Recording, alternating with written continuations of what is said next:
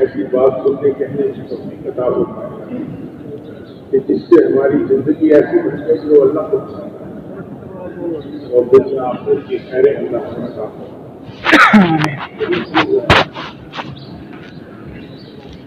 نحمدہ ونصلی علی رسولہ الکریم۔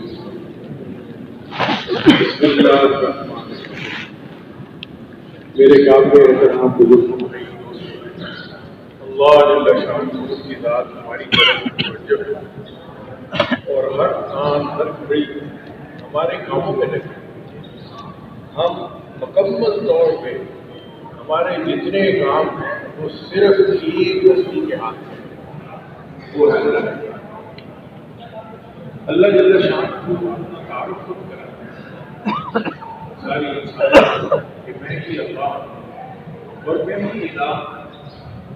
الہ کس کو کہتے ہیں کہ جو سارے کام بنانے والا، اس کے علاوہ کوئی کام بنانے والا نہیں، وہ اللہ کی ذات قائد ہستی کی، یعنی کوئی حرکت کائنات میں ہو نہیں سکتی اللہ کی مرضی ہے۔ تو جو کچھ ہو رہا ہے وہ اللہ ہی کے سے ہو رہا ہے، اور جو نفع نقصان نظر آ رہا ہے وہ بھی اللہ کے ارادے سے۔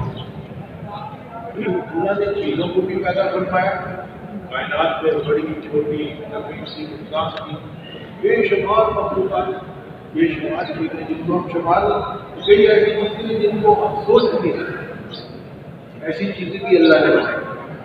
بڑی چیزوں میں جائیں تو وہ بھی ایسی بنی جس تک ہماری عقل نہیں پہنچ سکتی، ایسی چیزیں بھی ہیں۔ اور چھوٹائی میں جائیں تو ایسی چھوٹائیاں ہیں، ایسی چھوٹی چیزیں بنائی اللہ نے کہ جس کو ہماری عقل بھی پہنچ چھوٹی چیزوں میں بھی اللہ نے جان ڈال دی، یہ ہم اندازہ نہیں کر سکتے۔ ایک سوئی کے جو سر ہے اس کے اوپر کتنی زندہ مخلوق اللہ نے پیدا کر دی ایک سوئی کے سر پر، اس کو بھی ہم شمار نہیں کر سکتے۔ ایسا وہ اللہ جس نے اس میں جان بھی ڈالا،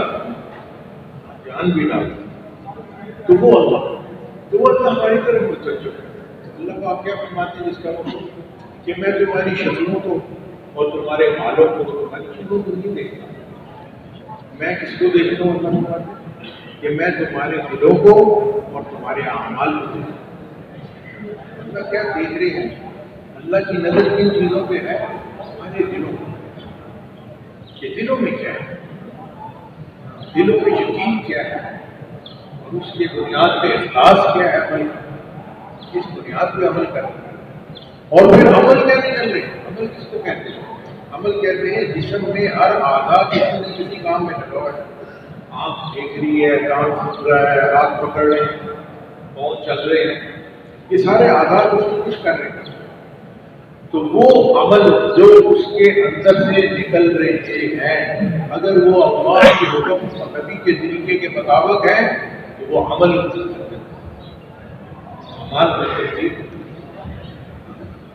وہ نیکیاں گنی جاتی ہیں، وہ اللہ کے حکم کے مطابق کا ہے، نبی کے طریقے کے مطابق ہے۔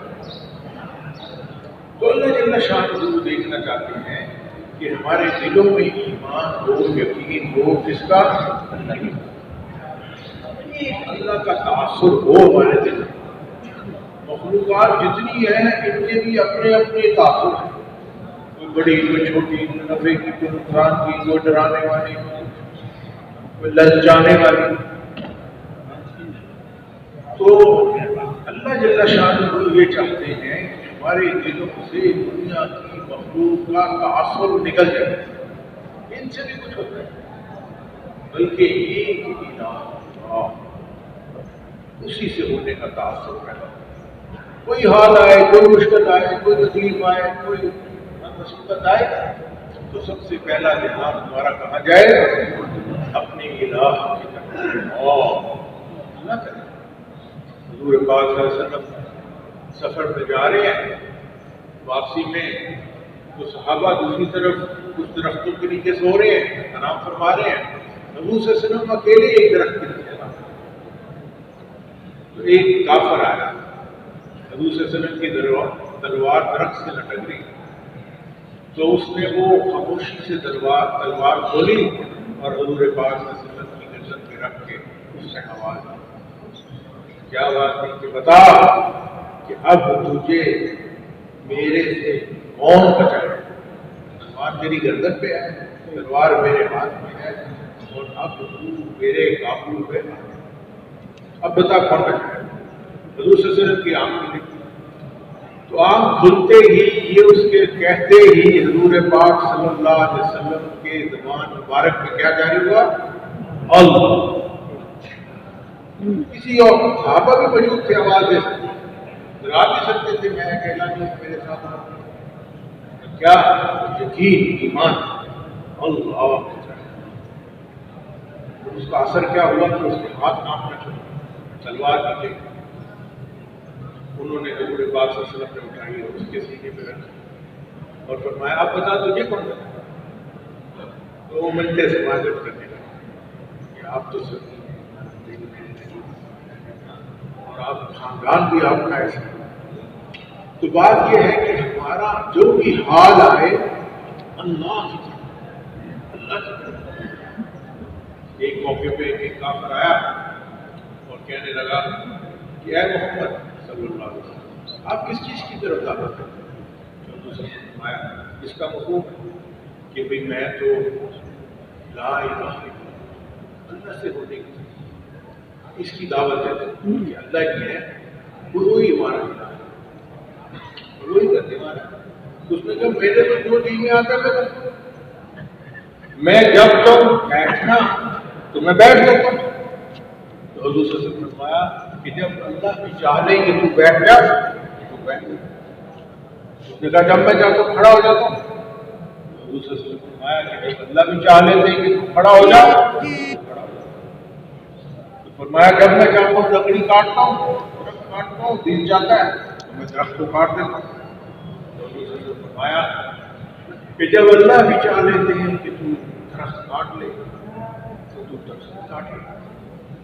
تو اتنے میں جبرائیل علیہ السلام تشریف اور حضور صلی اللہ علیہ وسلم نے فرمایا کہ اے محمد صلی اللہ علیہ وسلم اللہ یہ فرما رہے ہیں کہ یہ جو تم نے جواب دیا اس کا یہ بھی اللہ ہی نے تیرے دل میں ڈالا تھا. تو کرنے والی بات ایک وقت وہ تھا جب اللہ سامنے آدم علیہ السلام، اللہ نے آدم علیہ السلام کی پشت میں سے ساری روحوں کو پیدا کیا. اللہ کا نظام بڑا مضبوط نظام ہے. اللہ کو کسی موقع پہ اپنے نظام کو تبدیل کرنے کا ضرورت نہیں پڑتی.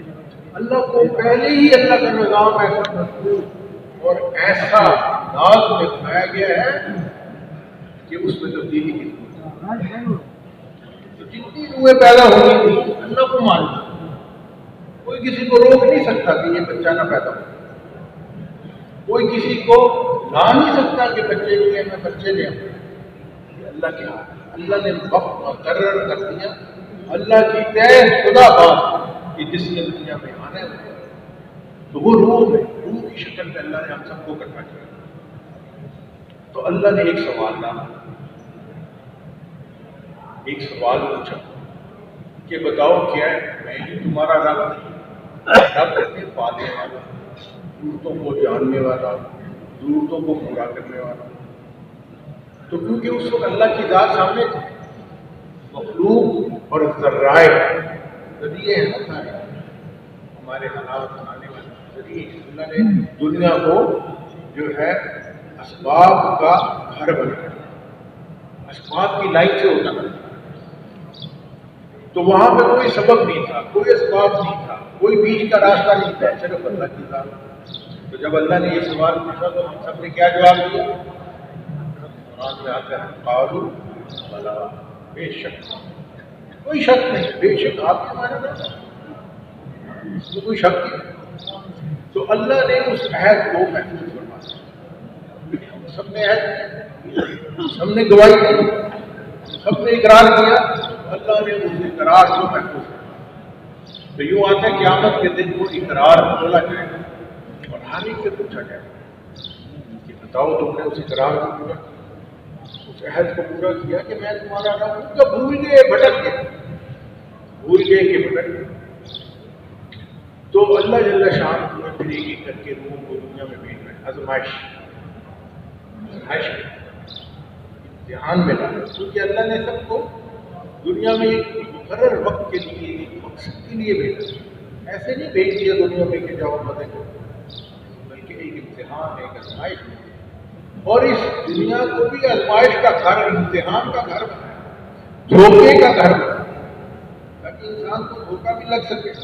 اگر سب چیزیں عیاں ہوں، اللہ نظر آ رہا ہو، جنت نظر آ رہی ہو، جہنم نظر آ رہی ہو، فرشتے نظر آ رہے ہو، قبر کا عذاب نظر آ رہا ہو، تو کوئی بھی نہ پچھڑنا، کوئی بھی نہ بھٹکنا، نظر آ رہا، کوئی بھی اس امتحان میں نہ ہونا.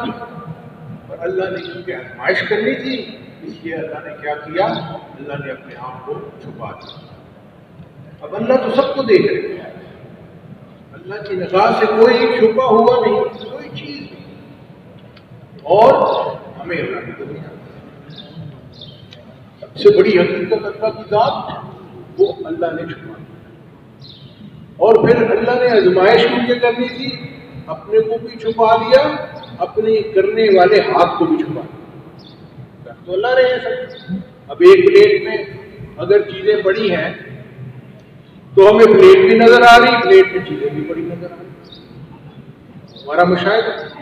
اور اس پلیٹ پہ کس نے رکھی یہ نظر نہیں آ رہی. تو اللہ نے اپنا دینے والا ہاتھ چھپا کہ میں دیتا ہوں. ٹوٹی سے پانی نکل رہا ہے، دکان سے نفع نکل رہا ہے، بھینس سے دودھ نکل رہا ہے، کھیتوں سے غلہ نکل رہا ہے، پانی سے پیاز گزری ہے. تو اللہ نے اس کو جو ہے دھوکے کا گھر بنایا. ہر چیز دھوکہ دے گا. مشاہدہ یہ بھی دھوکہ ہے. مشاہدہ نظر آ رہا ہے کسی چیز سے ہوتا ہوا، وہ بھی دھوکہ ہے، وہ بھی دھوکہ ہے، اس سے نہیں ہو رہا. تو اب یہ کتنی بڑی آزمائش تھی. اور اللہ نے یہ کلمہ لا الہ الا اللہ دے کے بھیجا آزمائش میں کہ اس کا پہلی شرط، پہلا قدم وہ کیا ہے؟ مخلوق کی نفی. یعنی جس سے ہوتا نظر آ رہا ہے اس کی نفی کرو. دن رات اللہ لا رہے اور وہ نظام سورج کا بنا دیا.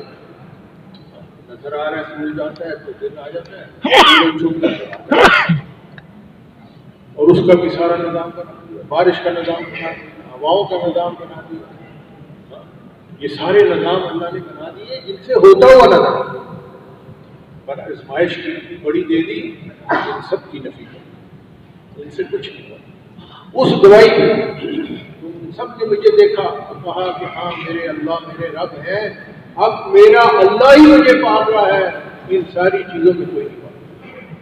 میرے پالنے والا نہ میرا باپ، نہ میری ماں، نہ میری نوکری، نہ میری دکان، نہ میرا مال، نہ میری عقل، ان میں سے کوئی مجھے نہیں پال رہا. ربی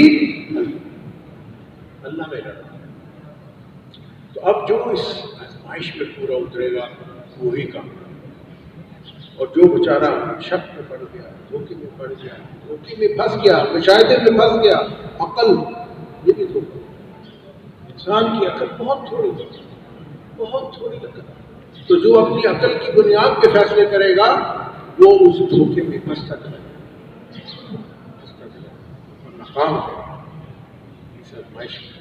تو اس لیے قبر میں سب سے پہلے یعنی اس دنیا کی زندگی جو امتحان گاہ ہے، اس امتحان گاہ سے نکلتے ہی جو سب سے پہلا سوال ہوگا وہ بھی یہ، جب مخلوق سے تعلق کٹے گا اور اب اللہ کے بارے میں سوال ہوگا، اب مخلوق ختم. کہتے ہیں کہ رشتہ داروں کے قدموں کی آواز ابھی سن رہا ہوتے ہیں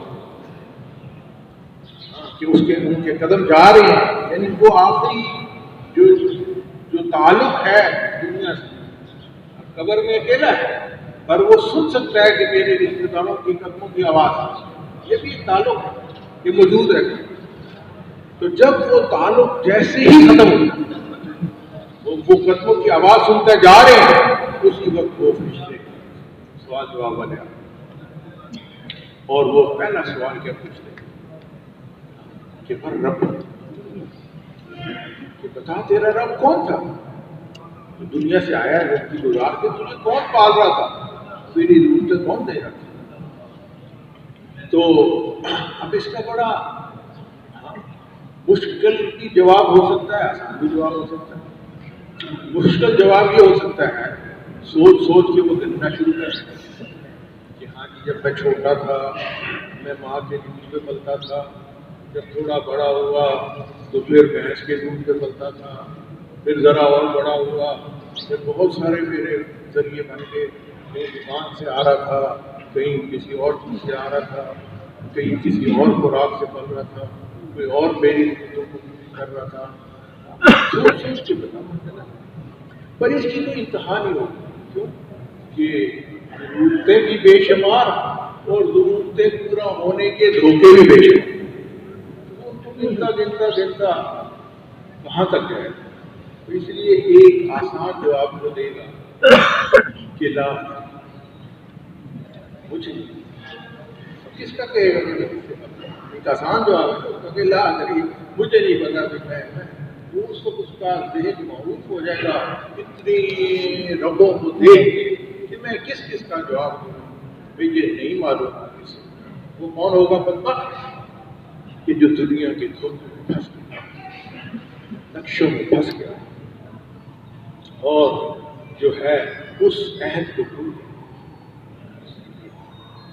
اور جو یاد رکھنے والا ہوگا خوش قسمت کہ جو دنیا کے دھوکوں میں اللہ کو یاد رکھے. بالغیب کا یقین نظر نہیں آ رہا اور اندر ایک یقین نہیں ملے تو وہ پانا میرا اللہ کا. جب آدمی بنیاد صحیح کر لے پھر اس کو نظر آنا شروع کیسے اللہ پانا. اور اگر بنیاد ایمان کی غلط ہو جائے تو پھر دھوکوں میں پھنستا وہ اتنا پھنس جاتا ہے کہ اس کا جواب پھر لا ادری.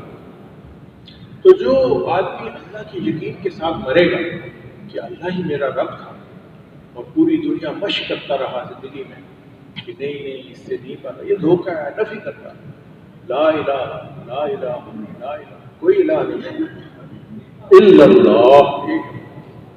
تو دل کی کیفیت اللہ کے ساتھ جڑی ہو، اللہ پہ اعتماد ہو، اللہ پہ توکل ہو، اللہ پہ یقین ہو، تو وہ اس کو کیا بولے گا؟ یہ رب اللہ میرا رب ہے. یہ بھی آسان ہے. سارے جوابوں کا ایک جواب، ہر ضرورت، ہر مشکل، ہر حالت میں کون پالتا رہا؟ اللہ. یہ ہے صحیح. تو یہ صحیح جواب ہوگا. ایک دفعہ ہم ڈرائیور جا رہے ہیں، جماعت تھی ہماری، تو ویگن میں رش تھا، کافی لوگ بیٹھ گئے. تو میرے ساتھ آ کے ایک دودھ والا، اس کی گٹریاں ساتھ برتن، تو وہ واقع بیٹھ گیا. تو اب وہ بزرگ ہمیں تکلیف دیتے رہتے ہیں کہ جب بھی موقع ہو تو ضرور دعوت دو. اپنا سبق ہے، اس ایمان کی بات کو بار بار بولیں گے تو دلوں میں یقین آئے گا، اور نفی کریں گے تو دل سے نکلے گی یقین غلط. تو اس کو دعوت کہ یہ زندگی اصل نہیں، آخرت ہے، وہاں پوچھا جائے گا. پہلا سوال یہ ہے، تین سوال وہ پوچھے جائیں گے. تو اس نے فوراً کہا مولوی صاحب وہ کی نے جواب، اور سوال کی نے سوال کیا ہے. تو عرض کیا کہ بھی پہلا سوال یہ پوچھا جائے گا، دوسرا یہ پوچھا جائے گا کہ کیسے گزاری، تیسرا یہ پوچھا جائے گا کہ محمد صلی اللہ علیہ وسلم کے بارے میں کیا کہا۔ تو اس نے فوراً کہا، انہوں نے جواب کی، یعنی اس کا جواب کیا ہے، اس کا جواب کیا ہے۔ تو اپنا سبق دہرایا کہ بھی کہنے کا جواب یہ ہے رب اللہ میرا رب ہے، اور وہ وہی جواب دے سکے گا جو اس کے دل میں رب ملے گا۔ تو وہ تھوڑی دیر پہلے وضو کر کے دیکھا تو اس کے ہونٹ دیکھا، ٹیسٹ دیکھا، تو میں نے کہا یہ کیا کر رہا ہے، کیا کر رہا ہے؟ میں نے کہا رٹا لا رہے ہیں، ان جوابوں کو یاد کر رہا ہوں مولوی صاحب، کسی جواب دس رہے ہو میں یاد کر رہا ہوں کہ ربی اللہ ربی اللہ ربی اللہ، اس سے جا کے میں کٹ دوں۔ تو یہ بات ہے، کہاں سے یقین نکلے گا؟ دلوں سے۔ تو اللہ کہاں دیکھ رہے ہیں؟ دل میں۔ تو دل میں جو ہوگا یقین وہ ادھر نکلے گا، ربی اللہ۔ زبان کی بات نہیں نکلے گی، عقل کی بات نہیں نکلے گی، بڑے بڑے عقل والے جواب دینے والے، آج چپ کرا دینے والے، اگلے کوئی بھی بات کر دو چپ کرا دیں، میدان مار دیں، پر وہاں پہ کیا ہوگا؟ ہاں، وہاں سے دل کی بات نکلے گی، غلط بات نہیں کر سکتے، دل سے نکلے گا تیرے دل میں رب ہے اللہ یا رب ہے ساری دنیا کی ساری مخلوق۔ تو پہلا سوال اس لیے یہی پوچھا جاتا ہے۔ اچھا مزے کی بات یہ اللہ نے چھپا لیا اپنے آپ کو، اپنا ہاتھ بھی چھپا لیا، اپنے فرشتوں کو بھی چھپا لیا، نہ جنت نظر آ رہی، نہ جہنم نظر آ رہی، نہ فرشتے نظر آ رہے، نہ وکیل نظر آ رہے، ہاں نہ کرام الکاتبین نظر آ رہے، ہمارے اعمال نامہ لکھنے والے یہ کوئی نظر نہیں آ رہے۔ تو ہم تو اکیلے ہو گئے دنیا، اور اللہ نے یہ بھی کہہ دیا کہ انسان بڑا کمزور، اس کی عقل بھی کمزور، اور پھر اس کے اندر ایک بہت بڑی خامی، کیا خامی، کیا کمزوری کہ یہ بھولنے والا ہے، بھول نہیں جاتا، تو یاد بھی ہو، یاد بھی کرا دو بھول جاتا، اور اگر یاد بھی ہو تو موقع پہ نہیں کرتا، بھول جاتا، موقع پہ نہیں یاد ہوتا۔ تو یہ بھولنے کی اس کے اندر خامی ہے، اور یہ اللہ ہی نے رکھی بھولنے کی، یہ بھی اللہ ہی جانتا ہے کیا وجہ، اس میں بھی خوبیاں بھی ہیں خامیاں بھی ہیں۔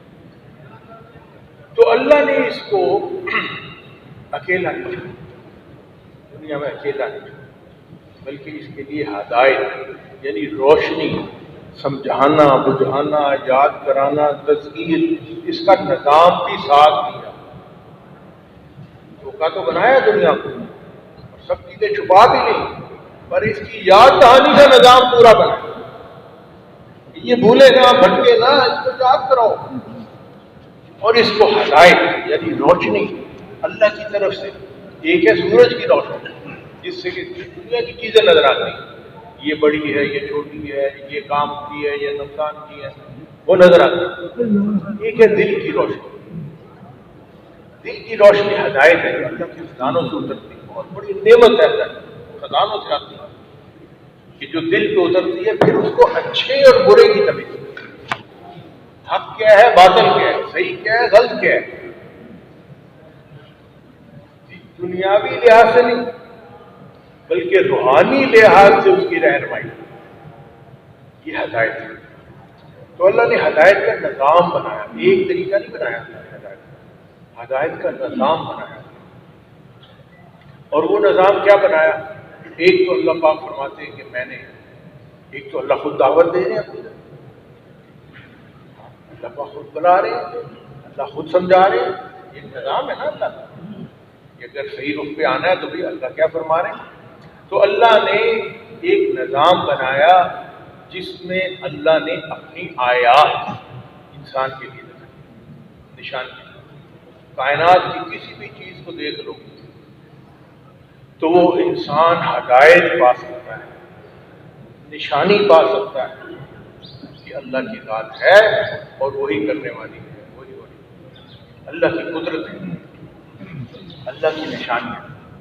اچھا پھر یہ بھی مزے کی بات کہ ساری مخلوقات ان گنت مخلوقات اللہ نے پیدا فرمائی، اور ان ان گنت مخلوقات میں ایک مخلوق کو اللہ نے چنا جو اللہ کی قدرت کو پہچانتا، اور اللہ نے اس انسان کو وہ چیزیں عطا فرمائی، وہ عقل عطا فرمائی، وہ سمجھ عطا فرمائی جس کی بنیاد پہ اللہ کی نشانیوں کو جان سکے، جانچ سکے کہ وہاں کیا اللہ کی بڑی قدرت۔ دن اور رات کے نظام کو اللہ نے نشانی بنایا۔ جب دن آتا ہے تو کوئی سوچ بھی نہیں سکتا کہ یہ دن کبھی ختم ہوگا۔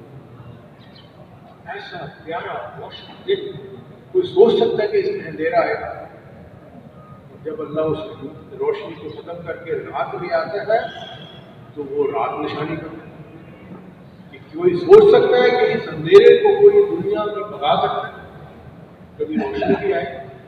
صرف ایک وجہ سے ہمارے دل پہ اثر نہیں ہوتا، اس دن کے اور اس رات کے آنے اور رہنے کی، رات کے رہنے کی وجہ سے ایک وجہ سے اثر نہیں ہوتا، وہ اس وجہ سے کہ یہ روز آ جائے، ہمیں پتہ چلا جائے، اس لیے اس کا اثر نہیں لیتے۔ نہیں تو اگر یہ بات روکنا چاہے، بدلنا چاہے، انسان کو لگ پتہ جائے کہ دن کتنی بڑی نعمت ہے، رات کتنی بڑی نعمت ہے۔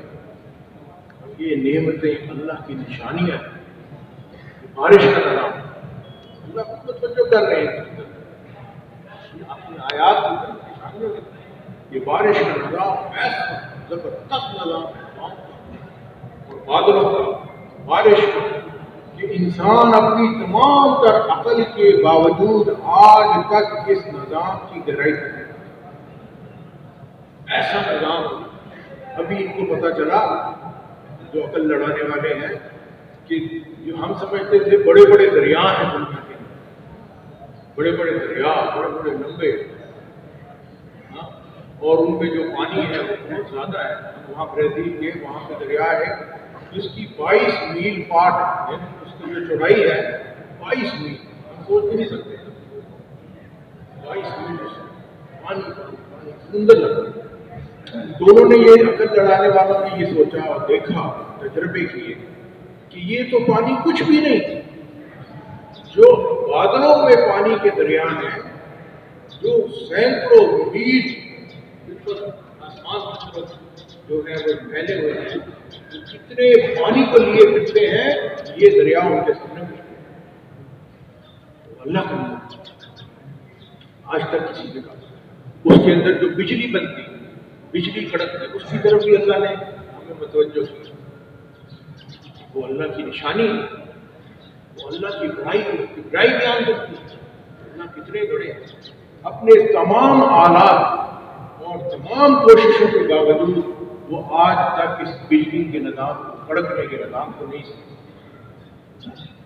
ایسا نظام ہے اس میں اللہ نے نفع لے لیا۔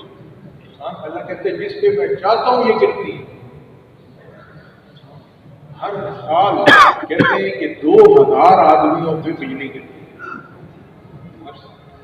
کئی مر جاتے ہیں، اور ایک منٹ، ایک سیکنڈ میں دنیا میں 200 مرتبہ کہیں نہ کہیں بجلی چمک رہی ہے۔ ایک سیکنڈ 200 مرتبہ پوری دنیا میں بجلی چمک رہی ہے۔ نام ہے اللہ کا، پر آج ہماری عقل سے کیسا کسی طرح اللہ اترے، اسی طرح جو جانور ہیں سمندروں کی نشانیاں، سمندروں میں نشانیاں، آسمان میں نشانیاں، سورج، چاند، ستارے، اس میں سریا، نشانیاں۔ تو اللہ نے ایک نظام اپنی آیات کا دیا کہ اگر کوئی آیت نہ اترتی، کوئی کتاب نہ اترتی، کوئی نبی نہ آتے، تو اللہ نے اپنی نشانیاں پھیلائی ہوئی ہیں کہ اپنے رب کو بچانا، اپنے رب کو بچانا۔ اس کے بعد اللہ نے دوسرا نظام دیا، وہ ہے اپنی کتابت، مضبوط نظام، کہ بھئی اللہ کی ماننے میں خیر ہے۔ اب مانے تو کیسے مانے؟ اس اللہ کو تو ہم دیکھ نہیں سکتے، نہ مل سکتے، نہ بھول سکتے۔ اب وہ کیا چاہتا ہے اس کی کوئی دلیل، اللہ نے اپنی کتابیں دی۔ قرآن عظیم قیامت تک یہ نشانی اللہ کا بہت ہے۔ قرآن عظیم قیامت تک کے لیے وہ ایک رہنمائی، جب بھٹکو، جب شک میں پڑو، جب گمراہی میں داخل ہو، جب تیرے کیا گیا، تو روشنی کیا ہے؟ اس کو تھامنا، اس کو سمجھنا، اس میں غور کرنا، اس کو اپنی زندگیوں میں لانا، اور پھر حضرت صلی اللہ علیہ وسلم کے امتی ہونے کی نسبت سے اس قرآن عظیم کو پوری دنیا میں پھیلانا، اللہ کے کلام، یہ ہے وہ رہنمائی، یہ ہے وہ ہدایت، یہ ہے وہ اللہ کا نظام، اس پہ چلیں گے تو کامیاب، اس سے ہٹیں گے تو ناکامیاب۔ تو اللہ نے قرآن اور کتابوں کے ذریعے سے جو ہے انسان کی حفاظت کرائی، انسان کے لیے نام دیا ہدایت رہنمائی کی، بھٹکو مت، ان کے مطابق ان کو پکڑ لو، تھام لو، گمراہ نہیں ہو۔ اور تیسرا اللہ نے نظام ہمیں اکیلا نہیں چھوڑا، بلکہ ان کتابوں کے ساتھ نبیوں کو بھیجا کہ بھی ہم پڑھی تو ہے، سمجھ نہیں ہے کیسے کرے، پوری طرح سمجھ نہیں ہے، تو اللہ نے نبیوں کو ساتھ بھیجا جو ان کتابوں کو عمل کر کے رکھا، سمجھاتے تھے، کھولتے تھے اللہ کی آیات، تاکہ انسان کی عقل کے مطابق، ایک بکریاں چرانے والے کی عقل کے مطابق اس کو سمجھائیں، اور ایک عقل آسمانوں پہ لڑانے والے کو اس کے مطابق سمجھائیں۔ یہ ہے وہ کتاب، یہ ہے وہ کلام، یہ ہے وہ حکم، یہ ہے وہ اللہ کی طرف سے عمل کی طریقہ۔ تو نبیوں کا ایک نظام، یہ ہدایت انسان کے لیے بھٹک نہ جائے۔ اللہ نے 1,24,000 نبی بھیجے، ایک روایت میں 2 لاکھ نبی بھیجے، تو یہ ہمیں اکیلا نہیں چھوڑا، ہاں یہ نظام بنا کے۔ اچھا، پھر حضور پاک صلی اللہ علیہ وسلم آخری نبی، قرآن عظیم آخری کتاب۔ اب اس کے بعد کا جو زمانہ ہے اس میں کیا ہو، تو اللہ نے اس میں بھی اکیلا نہیں چھوڑا، اللہ نے اس میں بھی گمراہی کا راستہ کھلا نہیں چھوڑ دیا، چلو بھی اب تو گمراہی، اب کیسے ہم کو ہدایت پائیں گے، نہیں، بلکہ اللہ نے ایک مضبوط نظام، جیسے پہلے نظام تھا بڑھتی تھی انسانیت تو ایک نبی کو بھیجتے تھے، درس کھا، وہ نبی محنت کرتے تھے، دعوت کا عمل قربانی کے ساتھ، جب وہ عمل کرتے تھے تو انسانیت کی طرف اوپر ہدایت اترتی تھی، اس قربانی پہ، اس اللہ سے مانگنے پہ پھر ہدایت اترتی تھی، اور انسانیت صحیح حکم پہ آتی تھی، صحیح عبادت پہ آتی تھی، صحیح اطاعت پہ آتی تھی، اور کامیابی پہ آتی تھی۔ پر جب نبی کو اٹھا لیتے تھے تو محنت ختم ہو جاتی، جب وہ محنت ختم ہوتی تو گمراہی آنا شروع ہوتی، اندھیرے آنا شروع ہوتے، اور وہ جو ہے اندھیرے پھر انسانیت میں پھیل جاتے۔ پھر اللہ نبی کو بھیجتے، 1 دفعہ نہیں، 2 دفعہ نہیں، 1 درجن دفعہ نہیں، 100 مرتبہ نہیں، 1000 مرتبہ، 1,24,000 مرتبہ اللہ نے انسانیت کو اسی طرح اندھیروں سے نکالنے کے لیے نبی، اور سب سے آخر میں ہمارے آقا رسول اللہ محمد صلی اللہ علیہ وسلم کو آخر الزمان، نبیوں کا سردار، آخری نبی بنا کر ایک رحمت للعالمین، ساری انسانیت کے لیے رحمت بنا کر، ان کی زندگی، ان کے اوپر جو چلے گا وہی کامیاب۔ تو جہاں اللہ نے لا الہ الا اللہ دیا، وہاں محمد الرسول اللہ بھی دیا، کہ بھی اللہ کو کیسے پائیں، اللہ سے کیسے پائیں، اللہ سے کیسے جڑیں، اللہ کے حکموں پہ کیسے چلیں، اس کا جواب بھی اللہ نے اسی کلمے میں مکمل فرما دیا۔ اللہ نے اسی کلمے میں تمام کامیابیوں کو مکمل فرما دیا، محمد الرسول اللہ، کہ محمد صلی اللہ علیہ وسلم کے طریقوں پہ چلو تو تم اللہ کو بھی پالو گے، اللہ سے تم اللہ کا فضل بھی پالو گے، کامیابیاں بھی پالو گے، ہلاکت سے بھی بچ جاؤ گے، جنت بھی پالو گے، جہنم سے بھی بچ جاؤ گے۔ اللہ نے اس راستے میں کامیابی رکھی، کس راستے میں؟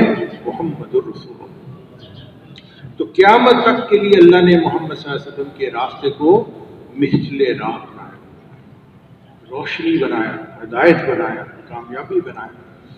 تو صحابہ رضی اللہ تعالیٰ نے محمد رسول اللہ کو صحیح طرح سے پکڑا اور اس کی اہمیت کو جانچا اور جانا اور اپنی زندگیوں میں لائے۔ وہ دنیا دار لوگ نہیں تھے، دنیا کی سمجھ عقل نہیں رکھنے والے تھے، اور ان کو اتنا پتا تھا محمد رسول اللہ، محمد صلی اللہ علیہ وسلم کی زندگی کو پکڑ لو، ساری کامیابیاں تمہارے قدم۔ جو محمد رسول اللہ کے قیامت کے دن قریب ہوگا اتنا ہی وہ اللہ کے قریب ہوگا، اتنا ہی وہ جنت کے قریب ہوگا، اتنا ہی وہ کامیابی کے قریب ہوگا۔ جتنا قیامت کے دن وہ محمد رسول اللہ سے دور ہوگا اتنا اللہ سے دور ہوگا، اتنا جنت سے دور ہوگا اور اتنا ہی کامیابی سے دور ہوگا۔ اس سے جوڑ دیا اللہ، اس کلمے میں جیسے اللہ نے جوڑ دیا اس کو، اسی طرح اللہ نے کامیابی کے لیے جوڑ دیا محمد رسول اللہ۔ تو اب یہ محمد رسول اللہ صرف صحابہ کے زمانے کے لیے تھا؟ نہیں، بلکہ قیامت کے لیے اللہ نے محمد رسول اللہ کو کامیابی کا ایک انداز بنا دیا، اسی میں کامیابی چھپا دی۔ اور محمد رسول اللہ میں ایک اور چیز بھی اللہ نے عطا فرما دی، کیونکہ آخری نبی تھے تو حضور پاک صلی اللہ علیہ وسلم کے ذریعے سے وہ دعوت والی محنت، وہ نبیوں والی محنت، وہ انسانیت کا غم خواری، وہ انسان کے لیے صحیح رخ پہ لانے کی محنت، وہ اللہ نے حضور پاک صلی اللہ علیہ وسلم کی محبت میں جاری کی کہ اب خود بھی اللہ سے جڑنا ہے، دوسروں کو اللہ سے جڑنا، یہ ہے مسلمان۔ تو یہ مسلمان کی شان جو حضور صلی اللہ علیہ وسلم کا امتی ہے۔ تو اللہ نے قیامت تک کے لیے ایک راستہ کھول دیا۔ پہلے ایک نبی ہوتے تھے، اب ہر امتی کو اللہ نے نبی کا کام دیا۔ بلکہ مزے کی بات یہ کہ ہمارے مردوں کو بھی دے دیا، ہماری عورتوں کو بھی۔ پہلے کوئی عورت نبی بن کے نہیں، اور ہماری اس حضور صلی اللہ علیہ وسلم کی امت کو ان کی عورتوں کو بھی نبیوں والا کام دیا کہ یہ گھروں میں بیٹھ کے فکر کر لیں گی، جس تک بات پہنچا سکتی ہیں پہنچائیں گی، اللہ ان کو ایسا نفع، ایسا اجر اور ایسا ان کے اوپر برکت دے گا جیسے نبیوں کی دعوت ہو۔ گھر میں بیٹھے مردوں کے لیے اللہ نے قیامت تک والی آنے والی ہر انسان، ہر بچہ، جو آخری بچہ قیامت والے دن پیدا ہوگا، ہمیں اللہ نے وہی ذمہ داری دی۔ حضور پاک صلی اللہ علیہ وسلم جیسے ذمہ دار تھے اور صحابہ نے اس کو ذمہ داری کو سمجھا، اسی طرح وہی ذمہ داری قیامت تک آنے والے حضور صلی اللہ علیہ وسلم کے ایک ایک امتی کو عطا ہے۔ ہم عام لوگ نہیں، ہم حضور پاک صلی اللہ علیہ وسلم کے امتی ہیں۔ تو یہ ہدایت کا نظام جو اللہ نے نبیوں کے ذریعے سے جاری فرمایا، کتابوں کے ذریعے سے حفاظت فرمائی، اپنی نشانیوں کو کائنات میں پھیلایا تاکہ انسان بھٹک نہ جائے، اسی کام کو حضور پاک صلی اللہ علیہ وسلم کی امت کے اندر انسانیت کو بچانے کے لیے جاری ہے۔ اب ہم میں سے ہر ایک فکر کریں، اپنے کو بھی بچا لیں، ساری انسانیت کو بچا لیں۔ اب محمد رسول اللہ کیا ہے؟ حضور صلی اللہ علیہ وسلم کے طریقے کیا ہیں؟ تو حضور پاک صلی اللہ علیہ وسلم کو اللہ نے دین دے کے اسلام، اور وہ کیا ہے؟ اللہ کے حکموں کو نبی صلی اللہ علیہ وسلم کے طریقے سے پورا کرنا، یہ ہے دین۔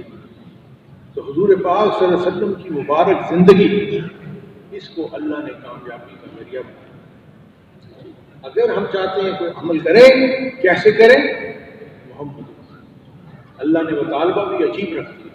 اللہ کہتے ہیں میں عمل نہیں چاہتا، ہاں اللہ پاک تو فرماتے ہیں میں تو ایسا عمل چاہتا ہوں، میں دیکھنا چاہتا ہوں کون ایسا عمل لے کے آئے۔ اب ایسا عمل کیا؟ یعنی بہترین عمل، ہاں عام عمل نہیں اللہ مطالبہ کر رہے، بہترین عمل۔ اب اگر انسانیت سوچتی رہتی کھانا پینا سونا جاگنا چلنا پھرنا بیان عبادت ساری، ان میں احسن عمل کیا ہے؟ احسن عمل کیا ہے؟ احسن عمل تو زندگیاں لگ سوچتے سوچتے وہ کہتا ہے یہ۔ تو اللہ نے اسی کلمے میں کامیابی کا مکمل نسخہ دے دیا۔ احسن عمل کیا ہے؟ محمد الرسول، یعنی محمد صلی اللہ علیہ وسلم کی زندگی، محمد صلی اللہ علیہ وسلم کی سنتیں، محمد صلی اللہ علیہ وسلم کی ادائیں احسن ہیں۔ اس سے بڑا اللہ عمل ہی کوئی نہیں۔ اگر جو حضور صلی اللہ علیہ وسلم کے کیے ہوئے طریقے سے کوئی عمل کر رہا ہے، اس سے بڑا عمل وجود میں آ ہی نہیں سکتا۔ وہ احسن ہے، آسان کر دیا اللہ کہ بھی اگر احسن عمل پورا کرنا ہے تو محمد صلی اللہ علیہ وسلم کی زندگی دے۔ تو ہمیں زیادہ ادھر تو بھاگنے کی یا اس میں کچھ اور شامل کرنے کی بھی ضرورت نہیں، صرف محمد صلی اللہ علیہ وسلم کی مبارک زندگی کافی ہے ہمیں ہر قسم کی کامیابی۔ ہمیں کسی اور کی طرف رخ کرنے کی ضرورت نہیں، کسی اور نبی کی بھی ضرورت نہیں، کسی اور رہنمائی ساتھ شامل کرنے کی بھی ضرورت نہیں، صرف اور صرف محمد رسول اللہ ہمارے لیے. اب محمد صلی اللہ علیہ وسلم کی زندگی میں دو چیزیں, وہی جو اللہ مطلوب, اللہ کو مطلوب ہے تو اللہ دیکھ رہے ہیں دلوں کو, کہ اللہ چاہتے ہیں دل میں کیا ہو, ایمان ہو. تو وہی ایمان چاہیے جو حضور صلی اللہ علیہ وسلم کا ایمان تھا, جس کی مثال تھی کہ جو حال آئے اللہ کی طرف رجوع, اللہ ہی سے ہوگا. ہاں, نہ میرے سے ہوگا نہ کسی اور سے ہوگا, اللہ سے ہوگا. تو یہ یقین بنا, اور ساتھ کے ساتھ وہ اعمال ہماری زندگیوں میں آ جائیں جو حضور صلی اللہ علیہ وسلم کے اعمال تھے. تو ہر نبی کو سب سے بڑا وظیفہ جو اللہ نے عطا فرمایا, اور ہمارے آقا رسول اللہ صلی اللہ علیہ وسلم کو بھی وہ وظیفہ عطا فرمایا. اور اللہ کی ذات اور اللہ کے نبی اور اللہ کا نظام جو ہے وہ بڑا سخی نظام ہے,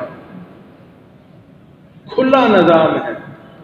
اس کے اندر تنگیاں اور چھپائیاں نہیں ہیں کہ بالکل چھپا کے رکھا, بلکہ جتنی چیز جتنی اہم ہے اتنا ہی اس کو کھول کے رکھا. جس طرح اللہ نے دنیا کی ضرورتوں کو اللہ نے کھول کے اسی انداز میں رکھا کہ جتنی ضروری ہے اتنا ہی عام ہے. اور ایک ہمارے کوئی ساتھی کہنے لگے کہ جس چیز کو دیکھو نا مشکل سے مل رہی ہے, سمجھو وہ غیر ضروری ہے, وہ غیر ضروری ہے. اللہ نے آسان کی. سب سے زیادہ انسان کے لیے ضرورت چلو روز کے لیے خوراک ہے, تو اللہ نے خوراک کو عام کر دیا. مہنگی نہیں کھا سکتے, سستی میں بھی وہی چیزیں. اس کے علاوہ پھر اللہ نے اور چیزیں رکھی, پھر پانی رکھا, وہ کھانے سے بھی زیادہ عام کر دیا, کیونکہ وہ اس سے بھی زیادہ ضروری ہے. کھانے کے بغیر مہینہ بھی شاید زندہ رہ سکتے, اور پانی کے بغیر ہفتہ بھی نہیں رہ سکتے. اچھا, پانی سے بھی زیادہ ضروری چیزیں ہوا. ہوا کے بغیر 3-4 منٹ زیادہ زندہ نہیں رہتا. اللہ نے اس کے اوپر بھی عمومیت دی. یہ نہیں کہ اس کو اگانا پڑے گا, لانا پڑے گا, سلینڈروں میں لاؤ, میں چھت پہ گیا ہوں ہوا کہاں سے لاؤں, میں کمرے میں گیا ہوں یہاں ہوا ختم ہو جلدی لاؤں. اللہ نے عام کر دیا. اسی طرح دین کی چیزوں کو بھی عام کیا. تو سب سے بڑا وظیفہ نماز اللہ نے عطا کیا. تو نماز کو عام کر دیا, چھپا کے نہیں رکھا, سب کے لیے کھول دیا. کوئی ٹیکس نہیں لگایا, کوئی مشکل مقرر نہیں کی. ہر وقت مخصوص اوقات کے علاوہ جب جو ہے انسان چاہے اللہ سے رابطہ کر لے نماز کے لیے. تو نماز پڑھنا کس طرح پڑھنا, محمد رسول اللہ نے فرمایا ایسے پڑھو جیسے مجھے پڑھنا. اور اللہ نے اس سے وعدہ فرما دیا کہ جو اہتمام سے 5 وقت نماز پڑھے گا, مفہوماً اس طرح فرماتے ہیں کہ میں اپنی ذمہ داری پہ اس کو جنت میں ڈالوں. کتنا آسان کر دیں کہ بھئی کوئی زیادہ مشکل نہیں تھی کہ چوٹی پہ چڑھو, رات کو 12 بجے ایک ڈانس پہ کھڑے ہو اور 2 بازو کو ایسے کر لو اور اتنے گھنٹے کھڑے رہو, پھر میں تمہیں کامیاب کروں. آسان کر دیں کہ بھئی یہ 5 وقت نماز پڑھ لو وقت کے مطابق, تو میں تمہیں جنت میں ڈالوں. کتنا آسان کر دیں. اب اس کے لیے ہر کوئی کر سکتا ہے. تو اللہ ہمارے لیے بھی نماز کو آسان کرتا ہے کہ 5 وقت اہتمام سے اللہ کے گھر میں, اللہ کی لبیک پہ اللہ نے بنایا ہے اپنے گھر میں مرد کی نماز, مسجد کی نماز. تو اللہ ہم سب کو تکبیر اولیٰ کے ساتھ ہم مسجد میں نماز پڑھنے والا کوشش کریں گے. تو نیت تو کریں, ہم خود بھی کریں گے, گھر والوں کو بھی اس میں لائیں گے, ساری دنیا کے انسانوں کو ایمان اور نماز. ہمارے بزرگ فرماتے ہیں کہ آج امت کی جو کمی ہے اور جو امت کی سب سے اہم ضرورت ہے, جس پہ سب سے زیادہ محنت کی ضرورت ہے, اور اگر یہ 2 چیزیں بن گئی, انسان کی زندگی بن گئی, دنیا بھی بن گئی, آخرت بھی بن گئی, تو وہ 2 چیزیں کیا ہیں, کلمہ نماز, کلمہ نماز, کلمہ نماز. یہ 2 چیزوں کی بنیاد ہے. اور نماز ایسی چیز ہے کہ جس کی نماز بن گئی اس کے باقی اعمال بھی بن گئے, اور جس کی نماز بھی بنی وہ باقی گزارا کرتا رہا. نماز بھی بنی اور وہ سمجھ رہے میں پہنچ گیا, نماز بھی بنی اور وہ اپنے ذکر پہ اپنی باقی چیزوں پہ کمال سمجھ رہے. جس کی نماز نہیں بنی اس کو قیامت کے دن کیا فرمایا, سب سے پہلے کس کا حساب کیا جائے گا, نماز کا حساب. اور اگر نماز پوری مکمل اور صحیح ہوئی باقی اعمال بھی صحیح نکلیں، اور اگر نماز پوری نہ نکلی، صحیح نہ نکلی، تو باقی اعمال بھی ویسے ہی نکلیں۔ تو کیا معیار کیا ہے، بنیاد کیا ہے؟ نماز۔ یہ سیکھنے کی چیز ہے، یہ گزارنے کی، پڑھ دینے کی چیز نہیں ہے کہ پڑھ دی، نہیں، بلکہ بنانے کی چیز ہے۔ اس تمام اللہ نماز پہ محنت کریں گے، اس کے خوشبو پہ محنت، نگاہ کہاں ہو، ہاتھ کہاں ہو، کان کہاں ہو، دل کہاں ہو، یہ ساری مشق۔ تو اپنی زندگی میں جلد سے جلد ہر نماز، کہتے ہیں ہر اگلی نماز پچھلی نماز سے بہتر ہو، اور اگر نماز صحیح ہو گئی تو باقی چیزیں بھی صحیح۔ اس لیے جو نماز کے جز ہیں، جو نماز کی ضرورتیں ہیں، اگر ہم نے وہ سیکھ کے مکمل کر لی تو پوری زندگی میں پوری چیزیں جو ضرورت میں آنے والی ہیں پورے دین پہ چلنے کے لیے، وہ نماز کی چیزیں جو اس میں استعمال ہو رہی ہیں وہ باقی سارے دین میں بھی استعمال ہو رہی ہیں۔ اور اگر نماز میں ضرورت پورے ہونے والی چیزیں مکمل نہ ہوئی تو پورا دین ادھورا رہے گا، کوئی اور عمل بھی کامل نہیں۔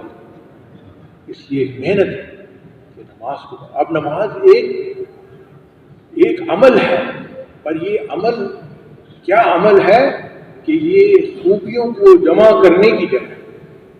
نماز کیا ہے؟ خوبیوں کو جمع کرے، گزارے نہ۔ نماز کی خوبیاں ہیں، یہ یہاں پہ اکٹھا کرنے کی جگہ ہے ان خوبیوں کو۔ جس طرح کوئی فیکٹری ہوتی ہے، اس میں کوئی چیز بن رہی ہے تو وہ اس میں چیزیں جو بننے والی ہیں کہیں اور بن رہی ہیں، پر اس فیکٹری میں ان چیزوں کو جوڑا جا رہا ہے اور پھر وہ کمال کی چیز بن کے باہر نکل جاتی ہے۔ تو اسی طرح نماز میں وہ خوبیاں لانا۔ تو جب اللہ کے راستے میں نکل کے مشق کرتے ہیں نا بار بار، 6 صفات 6 صفات 6 صفات، تو ان کی سب سے پہلی اور سب سے اہم اور سب سے ضروری جگہ ان کو اکٹھا کرنے کی نماز ہے۔ تو اگر نماز میں وہ اکٹھی ہوگی نا، وہ ہیرے جواہرات نماز میں جڑ گئے تو وہ باقی دینی اعمال میں بھی کام آئے، ان میں بھی وہ کام آئے، کیونکہ وہ بنی ہوئی چیز ہے۔ تو اس لیے ہمیں وہ صفات بنانی۔ اب نماز میں کیا؟ نماز میں کہتے ہیں نا کسی چیز کو بنانے کے لیے جز ہوتے ہیں، ایک بھی جز نہ ہو تو وہ بنتی۔ تو نماز کے بھی جز ہے، نماز کی بھی جز ہے۔ اب کیا سب سے ضروری جز نماز کا کیا ہے؟ سوچیں ذرا کہ نماز میں کیا چیز اکٹھی کرنی ہے۔ اب نماز میں سب سے اہم چیز جس کو اکٹھا کرنا ہے اور اس کا اہم جز ہے وہ ایمان ہے۔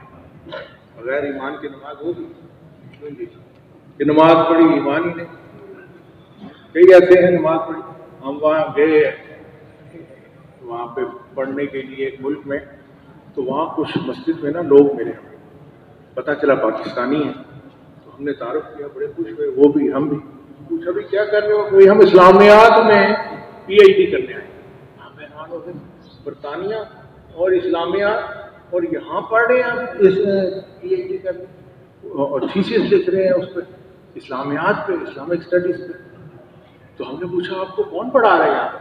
ہمارا ایک پروفیسر ہے، وہ بڑا ماہر ہے اسلامیات میں، اسلامک اسٹڈیز میں، دین میں بڑا ماہر ہے، اور وہ ہمیں پڑھاتا ہے۔ ہم نے کہا وہ کون ہے؟ ہم نے کہا وہ ایک یہودی ہے، وہ ہمیں اسلامیات ہے۔ ہم حیران رہے۔ اب وہ دین کے ایک ایک جز کو ان کو سمجھاتا ہے، پر اس کے اندر ایمان ہے۔ بولو اس کا قبول ہوگا؟ اللہ اس کو ہدایت دے گی؟ پڑھاتے پڑھاتے جیسے اللہ کا نام قال رسول اللہ کہتا ہے، قرآن کی آیات کی تفسیر بتاتا ہے، اللہ اس کے دل کو ہدایت دے دے مرنے سے پہلے۔ تو کہنے کا مقصد یہ کہ نماز کا جز ہے ایمان، یہ کلمہ لا الہ الا اللہ محمد رسول اللہ۔ اگر اس پہ یقین نہیں تو نماز نہیں۔ اچھا کیا نماز کے اندر ایمان بنا سکتے ہیں؟ نہیں، نماز میں تو اکٹھا کر کے لانا ہے۔ تو وہ ایمان کہاں بنے گا؟ اس کی محنت، وہ نبیوں والی محنت، حضور صلی اللہ علیہ وسلم والی محنت، وہ قربانی والی محنت، وہ دعوت والی محنت، وہ نفی والی محنت، وہ اسباط والی محنت۔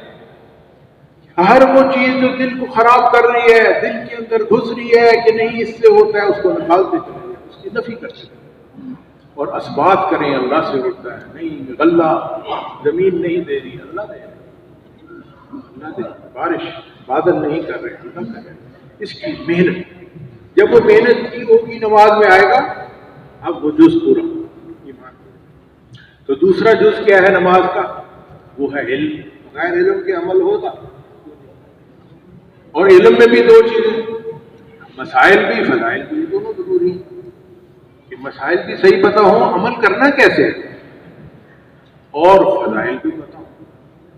ایک آدمی عمل کرنے کو تیار نہیں تو اس کو سمجھانا شروع کر دو، ایسے کرو ایسے کرو پھر ایسے کرو، بھائی وہ کرنے پہ تیار نہیں۔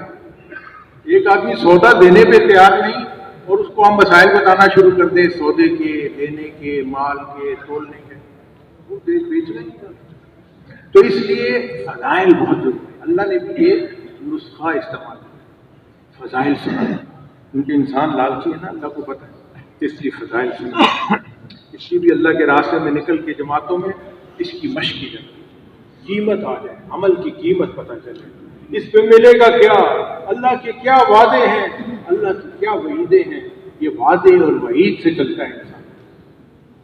تو یہ ہمارے اندر آ گیا۔ تو نماز میں یہ کٹا، اس نماز پہ مجھے ملے گا کیا؟ میں تکبیر اولیٰ کہہ رہا ہوں، اس تکبیر اولیٰ میں جان تب جلے گی جب اس کا یقین ہوگا اس پہ کیا ملے گا۔ تو ساری کائنات میں جو کچھ ہے اس کو پیش دو، اس کی قیمت کم ہے اور تکبیر اولیٰ کی قیمت کم ہے، اس سے پتہ ہو رکوع میں کیا ملے گا، سجدے میں کیا ملے گا۔ سجدہ اللہ کے قدموں میں ایسے جیسے سر رکھتے ہیں، اور اللہ کو سب حالتوں میں زیادہ پسند کون سی حالت ہے؟ سجدہ۔ تو جب آدمی کو پتہ ہوگا میں نے اللہ کے قدموں میں سر رکھا ہے اور اللہ کی محبوبیت میں ہوں، تو اس سجدے کی اندر جان ہوگی، نہیں تو وہ ایسی خصوصا سا۔ تو نماز علم والی، عالمانہ نماز ہو جاہلانہ نماز، تو یہ صرف ہے مسائل بھی اور فضائل بھی، تو اس کو اکٹھا کرنا نماز کے اندر، پھر نماز جاننا۔ تیسری خوبی نماز کی کیا ہے کہ نماز میں نماز ذکر ہے، نماز کو کہتے ہی ذکر ہے، اور وہ نماز کیا ہوگی جس میں ذکر ہی نہ ہو، کیوں جی وہ نماز ہوگی۔ اچھا، ذکر کی کیفیت نماز میں پیدا کرنا، ہاں، اور اس کیفیت کو بنانا، وہ نماز کے اندر نہیں بلکہ نماز کے باہر وہ ذکر کی محنت ہے، اللہ سے تعلق، اللہ کی ہم نشینی، اللہ کو یاد کرنا، صبح و شام مزہ آنا زبان سے اللہ کا نام لینا، ہاں اللہ مجھے سن رہے ہیں، اللہ کا نام لے رہا ہوں، اللہ کی بڑائی کر رہا ہوں، اللہ کی عظمت کر رہا ہوں، یہ کیفیت پیدا کرنا، اللہ میرے ساتھ ہے۔ تو یہ کیفیت جب تک نہیں ہوگی اس وقت نماز بھی جانتا ہے۔ تو نماز میں ذکر کو اکٹھا کرنا، ایسی زبان سے پڑھ دینا، یہ نماز کا اصل نہیں بلکہ یہ خوبی کو اکٹھا کرنا۔ تو یہ خوبیاں ہیں جس کو نماز میں اکٹھا کرنا۔ اچھا، پھر ایک اور خوبی ہے، وہ ہے اخلاص، جس کے بغیر نماز ہو جائے گی، بلکہ کیا ہوگا کہ بہترین جو نماز کا عمل ہے وہ نماز کے بجائے کیا کہلائے گی؟ بدترین عمل شرک کہلائے گی، شرک، اگر اخلاص نہ ہو۔ جو دکھلاوے کی نماز ہے، جو اللہ کے لیے نہیں ہے، جو کسی اور مقصد کے لیے پڑھ رہا ہے، اخلاص نہیں ہے، تو وہ نماز کیا بن جائے گی؟ شرک، بدترین عمل، شرک بن جائے گی۔ تو اللہ ہماری حفاظت کرے۔ تو یہ خوبی چاہیے نا، اس کی بھی مشقت، ہر عمل سے پہلے، ہر عمل کے دوران، ہر عمل کے اخیر میں ہم مشق کریں۔ میں کس لیے کرتا ہوں؟ پوچھو، اپنے دل سے پوچھو، دل جھوٹ نہیں بولتا، وہ فوراً بتائے گا بھائی اس میں تو میں اپنا نام اور کام بھی چاہ رہا ہوں، وہ فوراً بتائے گا۔ تو اس کو کھرچے، اس کو نکالے، او ہو غلطی، اس دفعہ غلطی، میں تو دکھلا رہا تھا کسی کو، او ہو میں نے تو اللہ کے لیے کرنا، میں نے تو یہ عمل اللہ کے لیے کرنا تھا۔ تو اس کی مشق، یہ ایک دفعہ میں بٹن نہیں ہے کہ آن آف ہو جائے، کہ بھئی یہ چل پڑا بند ہو گیا، اخلاص آ گیا چلا گیا، نہیں، اس کی مشق ہے۔ تو اس لیے اللہ کے راستے میں نکل کے ان صفات کی مشق، یہ سب سے بڑا عمل، سب سے اہم اور ضروری عمل، اگر نماز بن گئی ان عملوں کے مطابق، ان خوبیوں کے مطابق، تو وہ عمل کا پھر باقی اعمال بھی آسان ہوں گے۔ پھر ہر عمل جو کرے گا پورا، کہتے ہیں نا ان صفات کو اپنی زندگیوں میں لے آؤ، پورے دین پہ چلنا ہے، پورے دین پہ چلنا ہے، کیونکہ یہ بنیاد ہے، اس کے بغیر چلنا ہے۔ تو نماز میں ان صفات کو لاؤ۔ اچھا، ایک عمل ہم اور بھی سیکھتے ہیں، وہ ہے چوتھا تیسرے اکرام مسلم۔ اب وہ کہاں داخل ہو گئی اس کے نماز میں؟ اکرام مسلم کہاں سے آ گئی؟ تو ذرا سوچے آدمی کہ نماز ہم نے کوئی پڑھی ہوگی زندگی میں ایسی کہ جس کے اوپر گمان ہوگا کہ یہ تو میں نے خالص اللہ کے لیے پوری صفات کے ساتھ یہ میں نے عمل کیا، نماز اللہ کے لیے آج پڑھ لی، اور بڑی مشقتوں سے، ہاں، پہاڑوں میں ٹھنڈے پانی سے، بڑے اندھیرے میں، اکیلے میں، اللہ کے سامنے، یہ تو مجھے جنت میں لے۔ گمان ہوتا ہے نا کئی دفعہ انسان کو اپنے عمل پہ کہ یہ تو اللہ نے مجھے توفیق دے دی ایسی نماز کی کہ یہ مجھے جنت میں لے۔ اب اس دن وہاں پہ اگر یہ ہو کہ وہ نماز مجھے جنت میں لے جانے کے بجائے وہ کسی اور کو دے دی جائے، جا تو جنت میں جانے، تو وہ کیسا لگے گا کہ وہ عمل کسی کو دے دی، اور وہ گناہ جس کا میں نے مزہ بھی نہیں چکھا وہ میرے کھاتے میں آ گیا اور مجھے جہنم کی طرف دھکا دیا جائے، میں نے کیے بھی نہیں۔ وہ ہے اکرام مسلم، وہ ہے اچھے اخلاق۔ اگر مسلمان جو ہے وہ محتاط زندگی گزارتا ہے، وہ ایسے ہی اٹکل پچو پہ زندگی نہیں گزارتا، پھوک پھوک کے قدم رکھتا ہے، میں کسی کا حق تو نہیں مانتا۔ جو اللہ نے حقوق ڈالے ہیں ماں باپ کے، بہن بھائیوں کے، رشتہ داروں کے، کہیں مجھ میں کمی تو نہیں ہوئی، جواب دے تو نہیں ہوں، جواب دے، کیونکہ جنت میں جانے، کامیابی میں جانے سے پہلے ایک کچہری جس میں یہ فیصلے ہوں گے حقوق کے، اور وہاں پہ کیا کرنسی ہے؟ اعمال، یہی نمازیں، یہی ذکر، یہی جو اعمال ہیں، یہی دیے جائیں گے ایک کے بدلے میں۔ تو وہاں پہ اگر لٹ گئے تو کیا بنے؟ اس لیے مسلمان بڑی احتیاط سے زندگی گزارتا ہے کہ گاڑی چلا رہا ہے، سائیکل کے والے کے پاس سے گزرا، وہ ڈر گیا، اب اس کو نمبر آپ کا گاڑی کا یاد ہونا ہو، قیامت والے دن یاد ہوگا، یہی اس کو پتا ہوگا یہ تھا، تو وہ اپنا اتنا چھوٹا سا حق بھی نہیں چھوڑے گا، کہے گا نہیں میرا حساب دو، میں ڈر گیا۔ ہاں، تو اس لیے بھئی یہ ساری صفات کو، ہاں، حضور صلی اللہ علیہ وسلم کے فرمان کا مفہوم ہے کہ تم میں سے بہترین وہ جو اپنے گھر والوں کے ساتھ اچھے اخلاق۔ تو میں تم میں سب سے بہترین اس لیے ہوں کہ میں اپنے گھر والوں میں سب سے زیادہ اچھا، اپنی بیوی بچوں کے ساتھ اچھے برتاؤ، اچھا اخلاق، تو یہ خوبی ہے۔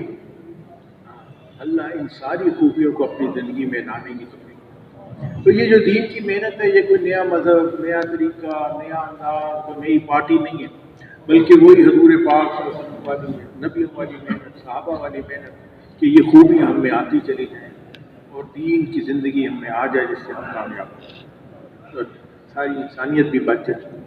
تو اس محنت کو کرنا، اس میں جان مال لگنا، یہ ہماری ذمہ ہے، اپنی اصلاح کے ساتھ ساتھ دوسروں کے اندر بھی۔ تو کریں گے نا، تو بھی انشاءاللہ مغرب کے بعد